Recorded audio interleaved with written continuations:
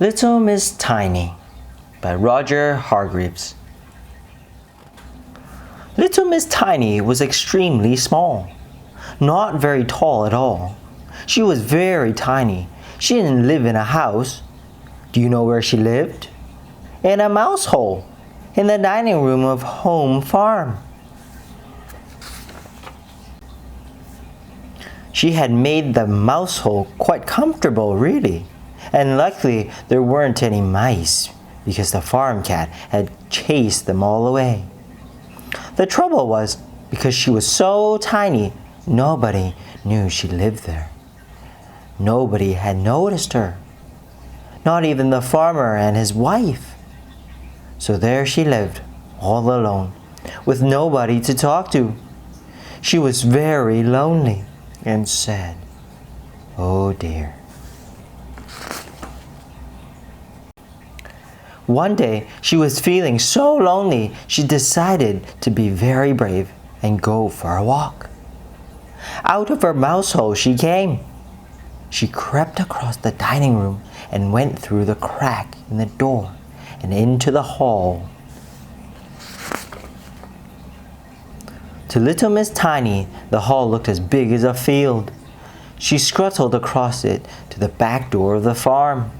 Luckily for her, the letterbox was at the bottom of the door, and she squeezed herself through it and onto the doorstep.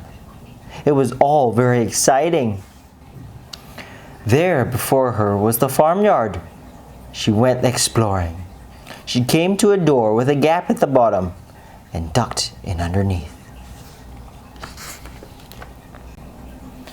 There inside was a pig, a large pig.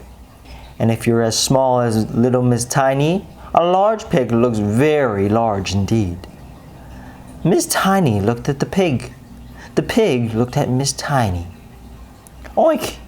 He grunted and moved closer to inspect this little person who had entered his sty. Oh my goodness me! Squeaked Little Miss Tiny in alarm, and shot out of pig's sty as fast as ever her little legs could carry her, which wasn't very fast because her legs were so very little. She ran right round the back of the pigsty before she stopped. She leaned against the wall and put her hands over her eyes and tried to get her breath back. Suddenly she heard a noise, a very close noise, a sort of breathing noise. Very close indeed. Oh! She hardly dared take her hands away from her eyes. But when she did, she wished she hadn't. What do you think it was? There, right in front of her, looking at her with green eyes. Ginger, the farm cat. Poor Little Miss Tiny. Ginger grinned, showing his teeth. Help! Shrieked Miss Tiny at the top of her voice. Oh, somebody please help! The trouble was, the top of Little Miss Tiny's voice was not a very loud place. Ginger grinned another grin. Every day, Mr. Strong went to Home Farm to buy some eggs. I liked eggs, lots of them. That day, he was walking home across the farmyard when he heard a very tiny squeak. He stopped. There it was again, round the corner. He looked round the corner and saw Ginger and the poor trapped Little Miss Tiny.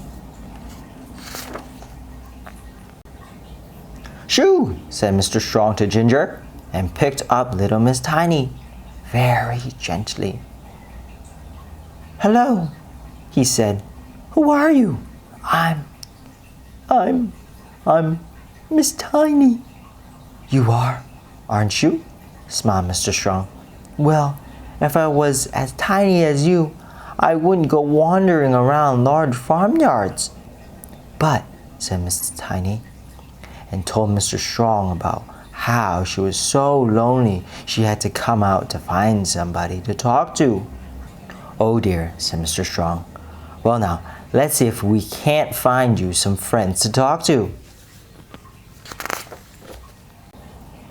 And now, every week, Mr. Strong collects little Miss Tiny and takes her off to see her friends. 3 weeks ago, he took her to see Mr. Funny, who told her so many jokes she just couldn't stop laughing all day. 2 weeks ago, he took her to see Mr. Greedy. He told her his recipe for his favorite meal. But that's much too much for tiny little me. She laughed. Mr. Greedy grinned. "For you," he said, "divide by 100. Last week, Mr. Strong took her to see Mr. Silly. And Mr. Silly showed her how to stand on your head.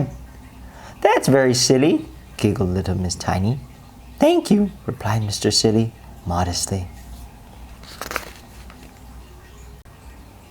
And guess who she met this week? Somebody who's become a special little friend.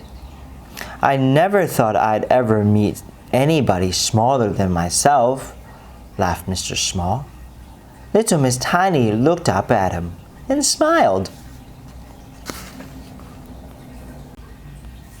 "You wait till I grow up," she said. Little Miss Tiny. We may be small to a lot of animals, like giraffes and dinosaurs. Ants are among one of the smallest insects out there, but they are very strong when they work together. Size doesn't always matter. Explore the world to discover your own strengths. You'll be amazed what you can do. Keep dreaming.